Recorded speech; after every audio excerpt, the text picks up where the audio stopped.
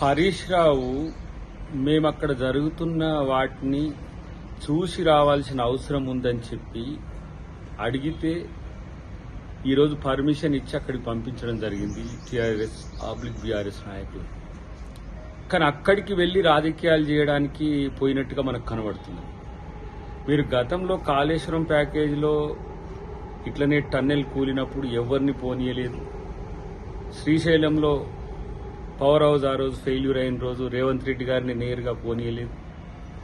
మేము ఒక మానవతా దృక్పథంతో ప్రతిపక్ష నాయకులు కూడా దాన్ని చూడాలనే ఉద్దేశంతో అక్కడికి పోతామంటే మనం వద్దనొద్దని చెప్పి పంపిస్తే అక్కడికి పోయి ఆడ జరిగిన సంఘటనను ఎట్లా రెస్క్యూ చేయడానికి వాళ్ళు చేస్తారో ఆ ప్రయత్నాలు చూసి వచ్చేది పోయి ఆ రెస్క్యూ ఆపరేషన్ చేస్తున్న వాళ్ళకే ఈయన సూచనలు ఇష్టానికి పోయినట్టుగా చెప్తున్న పరిస్థితి ఉన్నది.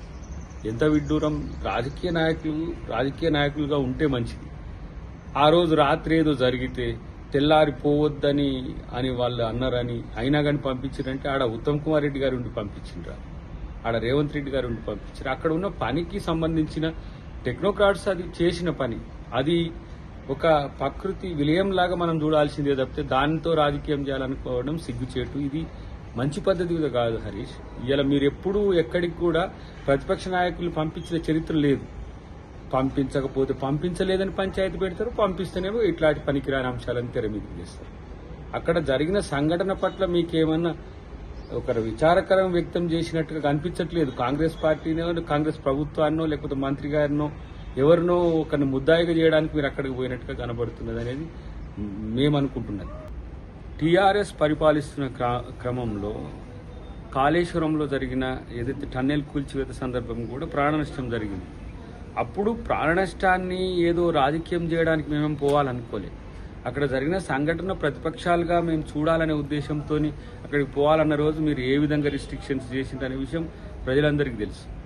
అన్నిటికంటే ముఖ్యంగా శ్రీశైలం సంబంధించిన పవర్ హౌస్ ఫెయిల్యూర్ అప్పుడు, పవర్ హౌస్ అక్కడ మంటలు చెలరేగినప్పుడు ఆ జిల్లాకు చెందిన నాయకునిగా రేవంత్ రెడ్డి గారు ఆ రోజు పీసీసీ ప్రెసిడెంట్గా కూడా ఉన్నారు.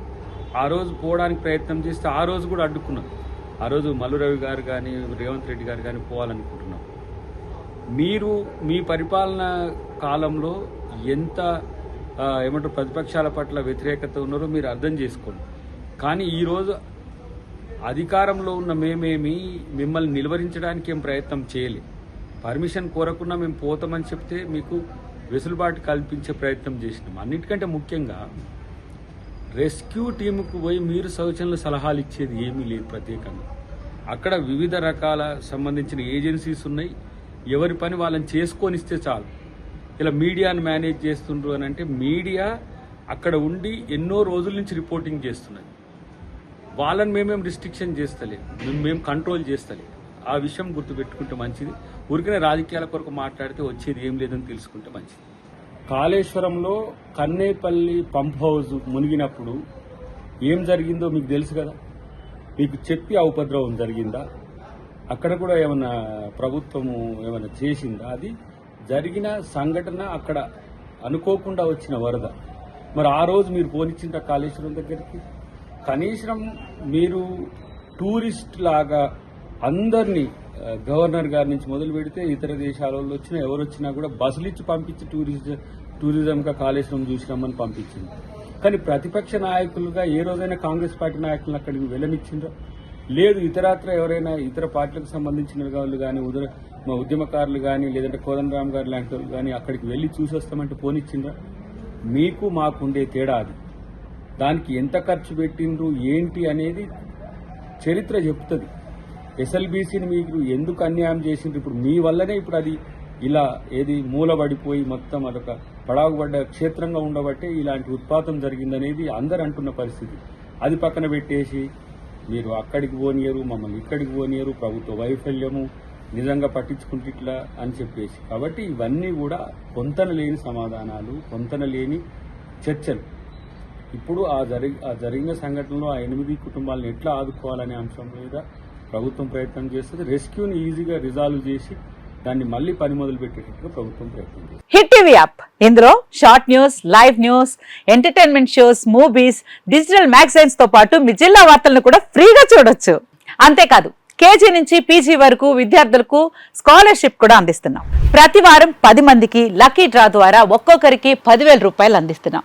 ఇంకెందుకు ఆలస్యం, వెంటనే హిట్ టీవీ యాప్ ని డౌన్లోడ్ చేసుకుని ఫ్రీగా ఎంటర్టైన్మెంట్ పొందండి. Hit TV app. Hit TV app. Please download Hit TV app. Hit TV యాప్ని ఫ్రీగా డౌన్లోడ్ చేసుకొని ఎంజాయ్ చేయండి. మీకు నచ్చిన ఎంటర్టైన్మెంట్ కోసం హిట్ టీవీ యాప్ ని ఫ్రీగా డౌన్లోడ్ చేసుకుని ఎంజాయ్ చేయండి. హిట్ టీవీ యాప్ని డౌన్లోడ్ చేసుకుని ఆస్వాదించండి, ఆశీర్వదించండి. ఇంతమంది సెలబ్రిటీలు హిట్ టీవీ యాప్ ని డౌన్లోడ్ చేసుకోండి అని చెప్తున్నారంటే ఎంత మంచి యాప్ ఆలోచించండి. అమెరికా అమెరికా అమెరికా అమెరికాలో చదవాలనుకునే వాళ్ళకి విశ్వసనీయమైన పేరు మన శౌర్య కన్సల్టెన్సీ. UK లో 1 year masters. UK లో 1 year masters. 2 years work permit up to 5 years visa. Contact Saurya Consultancy. Contact 89851 89851.